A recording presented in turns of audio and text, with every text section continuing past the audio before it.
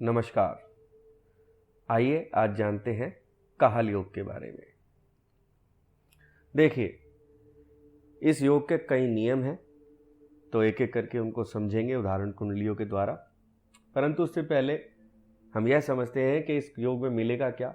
तो जिस व्यक्ति की कुंडली के अंदर काहल योग बनता है वह व्यक्ति निर्भीक, धनी, साहसी और पद पदवी पाने वाला होता है। अब देखते हैं इसका निर्माण कैसे होता है। नियम संख्या 1 को समझते हैं। ये 2 उदाहरण कुंडलियों के द्वारा हम इस नियम को समझेंगे। यह कहता है, प्रथम चीज ये देखनी है कि लग्नेश बलवान हो। ठीक है, आप याद रखिएगा, कोई भी राजयोग जीवन में घटित हो रहा हो, कुंडली के अंदर घटित हो रहा हो, अगर लग्नेश बलवान नहीं है तो उसका फल तो प्राप्त होगा, लेकिन वो बहुत न्यून मात्रा में प्राप्त होगा। इसलिए लग्नेश का बलवान होना अत्यंत आवश्यक है। इस कुंडली के अंदर देखेंगे लग्नेश 4 नंबर की लगन में लिखा है। उसके जो स्वामी हैं वो चंद्र देवता हैं। चंद्र देवता 10वें स्थान के अंदर बैठे हैं और चंद्र देवता का बली होना सिर्फ उनकी स्थिति पर निर्भर नहीं करता, सूर्य की स्थिति पर भी निर्भर करता है कि सूर्य से जितना दूर है उतना ज़्यादा वो बली होंगे। तो सूर्य से बहुत दूर हैं, सूर्य से देखा जाए तो 8वें में हैं, तो सूर्य से दूर होने की वजह से चंद्र देवता बली हुए, तो यानी लग्नेश बली हो गया, पहली चीज। दूसरी चीज ये देखनी है कि चतुर्थेश को और हमें देखना होता है नवमेश को। तो चतुर्थेश स्वराशि का हो या उच्च राशि का हो और नवमेश से केंद्र में मौजूद हो। तो देखिए यहाँ पर नवमेश गुरु हैं, वो उच्च के हैं और वो स्वराशि के चतुर्थेश यानी शुक्र को से केंद्र के अंदर स्थित हैं। बड़ी सिंपल सी बात। अब इसी नियम को यहाँ पर लगाएंगे। यहाँ पर इस उदाहरण कुंडली के अंदर लग्नेश बनते हैं हमारे मंगल देवता। मंगल देवता 5वें स्थान के अंदर पहुँच गए, यानी कि वो बली हैं, अपने मित्र, अपने गुरु बृहस्पति भगवान की राशि में स्थित हैं। अब यहाँ पर जो नवमेश हैं वो चंद्रमा देवता बने हुए हैं। चंद्रमा देवता 10वें स्थान में मौजूद हैं। मान लेते हैं चंद्रमा देवता बली हैं, यानी कि वो सूर्य से दूर हैं। और जो चतुर्थेश है, यहाँ पर चतुर्थेश कौन बने? शनि देवता। शनि देवता चंद्रमा से केंद्र में स्थित हैं, तो भी यह नियम बन जाएगा। अब चलते हैं दूसरे नियम की ओर। नियम संख्या 2 बड़ा ही सिंपल नियम है। ये क्या कहता है? देखिए, लग्नेश का तो बली होना आवश्यक है। लग्नेश जितना बली होगा, इस योग का, आप किसी भी योग का आपको उतना ही अच्छा फल प्राप्त होगा, उतना ही ज्यादा फल प्राप्त होगा। ठीक है, तो यहां पर नियम ये कहता है, सिंपल शब्दों में कहें कि चतुर्थेश के साथ या तो दशमेश बैठा हो, जैसे कि यहाँ पर चतुर्थेश गुरु देवता हैं, मीन राशि के स्वामी, उनके साथ ही दशमेश, दशम के स्वामी, भाव के स्वामी यहाँ पर बुध देवता हैं, कन्या राशि के स्वामी, वो दोनों एक साथ बैठे हों और वो भी केंद्र में या त्रिकोण में या किसी अच्छे स्थान में, या चतुर्थेश उच्च का हो और दशमेश उसको देखता हो। ठीक है, नियम समझ में आया? इस स्थिति के अंदर भी काहल योग का निर्माण हो जाएगा। अब चलते हैं नियम संख्या नंबर 3 की तरफ। यह भी बड़ा आसान नियम है।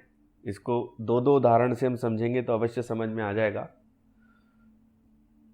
यह नियम ये कहता है कि लग्नेश जिस राशि में मौजूद हो, जैसे पहली कुंडली को, उदाहरण कुंडली को देखें तो लगन के स्वामी 2 नंबर लिखा होने की वजह से वृष लगन है और वृष लगन के स्वामी शुक्र देवता होते हैं। शुक्र देवता 10वें स्थान के अंदर विराजित हैं।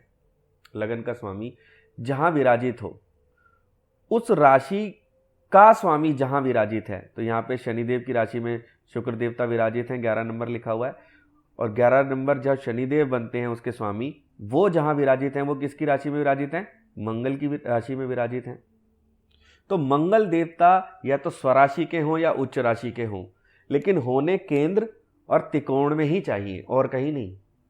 तो यहाँ पर देखिए, मंगल देवता की राशि में शनि है और मंगल देवता त्रिकोण के अंदर नवम स्थान के अंदर उच्च के होकर के विराजित हैं। ये काहल योग का निर्माण कर रहे हैं।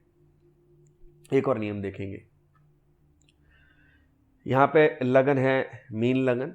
मीन लगन के अंदर इसी नियम को दोबारा से लगाना है। लग्नेश चतुर्थ स्थान के अंदर विराजित हैं, क्योंकि केंद्र में है और नीच के नहीं है तो बलवान है। और वो जहां पर विराजित हैं, जिस राशि के अंदर, वो 3 नंबर की राशि यानी बुध देवता की राशि है। बुध देवता जहां विराजित हैं उनको देखेंगे तो बुध देवता विराजित हैं मंगल राशि के अंदर, मंगल देवता की राशि के अंदर ये बुध देवता है। और मंगल देवता जहां विराजित हैं, या तो वो स्वराशि के हों या उच्च राशि के हों, मगर हो केंद्र या त्रिकोण में, तो मंगल देवता त्रिकोण के अंदर स्वराशि के विराजित हैं तो भी एक काहल योग का निर्माण करते हैं। एक और तरीके से काहल योग बन सकता था, जैसे गुरु यहां विराजित हैं तो गुरु जिस राशि में विराजित हैं वो बुध की है। बुध देवता मान लो कहां पर आ जाए, पंचम स्थान के अंदर, मान लो वो आ गए चंद्रमा देवता की राशि के अंदर। ठीक है, अब चंद्रमा देवता केंद्र या त्रिकोण में उच्च के या स्वराचि के हो जाएं तो भी यह योग निर्माण हो जाएगा। अब यहाँ केंद्र में उच्च के नहीं हो सकते, यहाँ पर भी वो उच्च के नहीं हो सकते, न स्वराशि के हो सकते हैं, लेकिन यहाँ पर ही अगर चंद्र देवता आ जाएं तो ये स्वराशि के चंद्र देवता हो जाएंगे तो भी यह योग का निर्माण हो जाएगा गुरु बुध और चंद्र के द्वारा। ऐसे ये गुरु बुध और मंगल के द्वारा भी यहाँ पर निर्माण हो रहा है।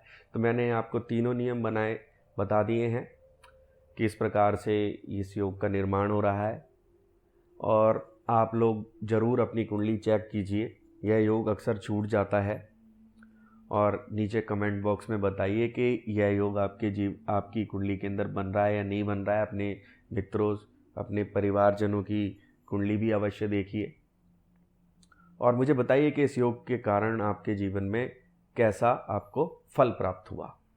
ठीक है, और अगर आपको ये वीडियो अच्छा लगा हो तो लाइक और सब्सक्राइब करना ना भूलिए। जी हाँ, मैं हर नियम के जो योग हैं उनके नियम बताता हूँ और उदाहरण सहित उनको समझाता हूँ, अलग अलग उदाहरणों के द्वारा, यानी कि आसानी से वो आपको समझ आ सकें। तो चैनल को लाइक और सब्सक्राइब करें तो आपके ज्ञान में और मेरे ज्ञान में दोनों में वृद्धि हो सकती है। आप ज़रूर लाइक और सब्सक्राइब करें। मेरे से अपनी कुंडली भी बनवा सकते हैं, ये नंबर है, इस पर मुझे कांटेक्ट करके आप अपनी कुंडली भी बना सकते हैं। और मेरे को अपना कीमती समय देने के लिए, मैं जानता हूँ आज के समय में समय निकाल पाना, किसी चीज़ को देखना कितना बड़ी बात है, तो मुझे अपना कीमती समय देने के लिए आपका बहुत बहुत धन्यवाद। राम राम राम।